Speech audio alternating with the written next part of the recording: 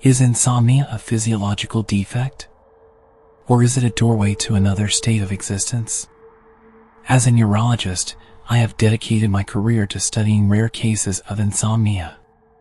Most patients, when deprived of sleep for extended periods, suffer cognitive deterioration, organ failure, and eventually, death.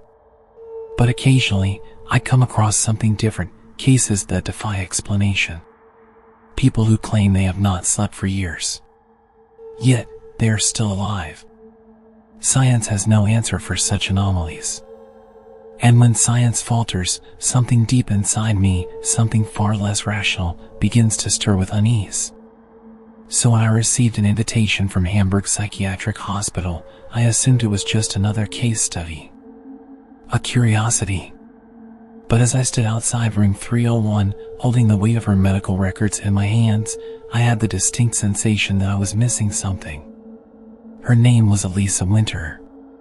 According to her file, she had never slept. Not once. She did not rest. She did not dream. And, most disturbingly, she never felt tired. The nurses spoke of her in hushed tones, avoiding specifics as if even discussing her would invite something unwanted into their lives. But the most unnerving detail lay in her physical condition. Her body was perfect. No neurological degradation. No organ failure. No psychotic breaks. Her blood work. Her EKG. Her brain scans. Everything was normal. Too normal. I swallowed, my pulse quickening. The hallway light buzzed faintly overhead, its yellowish glow blurring the numbers on the door plate, 301. I pushed the door open. Inside, the silence felt too thick. Suffocating. She sat on the bed, legs crossed, her bare feet lightly touching the cold floor. She did not turn to acknowledge me. Her gaze was fixed on the window. The setting sun bled gold onto her pale skin, sculpting her into something unnaturally still, as if she were not a person, but a statue mimicking life. A sterile mix of antiseptic and something older, heavier, lingered in the air. Her hair was slightly disheveled, the edges lifting as if a breeze moved through her fingers. Then, she turned. Her eyes locked onto mine, and something deep inside me twisted. A subtle but undeniable pull. Her eyes were dark. Too dark. Not with exhaustion. Not with human emotion. But with a quiet depth, like a well with no bottom. I held my breath. For the first time in my life, I had the distinct feeling that I was being pulled into something beyond myself. She did not speak. She only watched. Her lips curved, just slightly, as if she already knew everything about me. As if she had been waiting. The clock on the wall ticked. Each second stretched unnaturally long. I exhaled slowly, steadying myself, flipping open her file. From the corner of my vision, I kept watching her. She did not blink. Not once. She only stared. And waited. Nightfall draped the hospital in an oppressive stillness. Seated in my office, I sifted through Elisa Winter's medical records. My fingers skimmed across the paper, cool to the touch, yet certain lines felt deliberately erased, smudged beyond recognition, as if something had reached through time to wipe them away. But that wasn't what unsettled me the most. At the bottom of her file, I found something that should not exist. Elisa Winter. Deceased. 5 years ago. Cause of death, suicide by hanging. A slow, suffocating chill climbed my spine. My grip faltered. I took a step back. The file was clear, unchanged, indisputable. And yet, today, just hours ago, I had seen her. She had been there. Sitting on the hospital bed, motionless. Her expression unreadable, her gaze empty. Not lifeless, but too still. Too present. My pulse thundered in my ears. I forced my breath to steady, my fingers clutching at reason, at logic, at anything that could explain this. A clerical error. A mistake in record keeping. I flipped through the ward logs, searching for an inconsistency. And then, I found it. Her records had never stopped. Her medical file was still being updated. Even tonight. Even hours ago. As if she had never left. The cold in my chest deepened, settling into something sharper, something wrong. I opened the security footage. The screen flickered to life. The hallway outside room 301 stretched out under dim yellow lighting, frozen in eerie stillness. The timestamp read 2:58 a.m. And then, the door creaked open. A figure emerged. Barefoot. Thin. Standing just beyond the threshold, her head tilted slightly, staring down the empty hallway. Waiting. For something, or someone, to pass. I scrubbed the footage forward. 3:07 a.m. A flicker. A distortion in the feed, like a glitch in reality itself. But when the static cleared, she was still there. Exactly the same. Unmoving. A suffocating pressure tightened around my chest. My breath came shallow, cold sweat dampening my collar. I pressed pause. The screen froze. She stood at the door, and her gaze was locked onto the camera. Onto me. My stomach twisted. A primal instinct, raw and urgent, screamed at me to leave. I turned. A shadow passed by the doorway. I stopped breathing. Everything inside me went rigid, fingers numb, heartbeat hammering against my ribs. The computer screen cast a pale glow across my skin, and I watched in mounting horror as the footage began to distort. Like something unseen was corrupting it. The image blurred, stretching, pixelating, as if something on the other side was reaching through. Then, abruptly, a new entry appeared on the screen. A medical update. My own name. Dr. Franz Kaiser. Status, contact established. The blood drained from my face. My hands shook as I gripped the mouse, unable to tear my eyes away from the screen. And then, knock. Knock. Knock. The sound shattered the silence. Slow. Deliberate. Measured. Someone, was standing outside my office door, waiting for me to open it. The hospital felt different.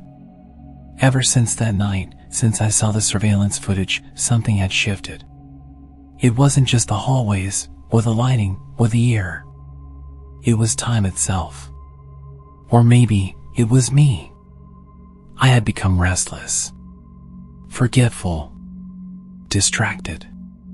Elisa's existence violated everything I understood about medicine. Her medical file was still being updated every day, as if she were alive. Yet the official records clearly stated she had died 5 years ago. And then there was that entry. Dr. Franz Kaiser. Status, contact established. I couldn't remember when it had started, the breaks in time. Moments that should have existed, simply didn't. I recalled speaking to her. I was sure of it. But when I tried to remember what she had said, there was nothing. Just silence. I flipped through my notebook, searching for notes, for proof that those conversations had ever happened. But every page was blank. That wasn't possible. I always kept records. I never failed to document my patients. But this time, nothing. Like our discussions had never occurred. Like she had never spoken at all. A creeping horror coiled deep in my gut. Was my memory failing? Or was something erasing it? I decided to seek out one of the old nurses, someone who had worked at the hospital when Elisa was first admitted. I showed her the file. She paled instantly. Her hands trembled. Her voice dropped to a whisper. Are you sure?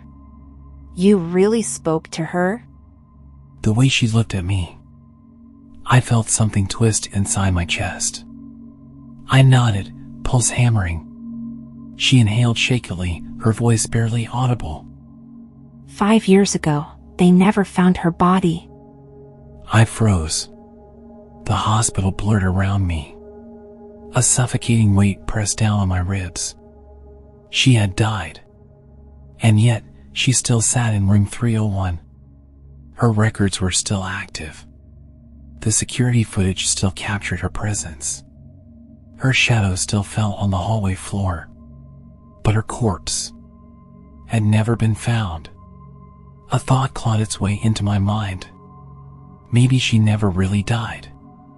Maybe she had simply vanished. And now, she had returned. But as what? My thoughts spiraled. I needed to leave. I had to leave. I turned down the corridor. But every path I took led me back to room 301. The walls twisted, the hospital stretching into something unfamiliar. The ceiling lights flickered, buzzing faintly. Dark, rust-colored stains bled through the walls. I could smell it now. Dried blood. The door handle moved. On its own. Slowly. Turning. I stood frozen, my fingers numb. A deep, suffocating cold seeped from beneath the door, pressing into my bones. Something was waiting. Something that knew I had nowhere left to go. The door creaked open. A sliver of blackness beyond the threshold. A faint scent drifted out, familiar. And then, a whisper. Soft. Distant. But every word sank deep into my skin. "You've finally come." I don't remember walking into the room. But when my awareness returned, I was standing in the center of room 301. The silence was suffocating. The air was thick, laden with something ancient, something rotten, as if time itself had been sealed away in this place. The walls were scarred with peeling paint, whispering silent stories of decay. The bed was unmade, its sheets crumpled and untouched, like no one had ever bothered to smooth them. And in the corner, a mirror. Its glass reflected a shadowed figure. Me. But not me.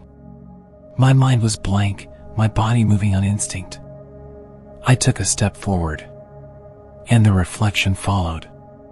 But a heartbeat too late. I stopped breathing. The figure in the mirror raised its head and smiled.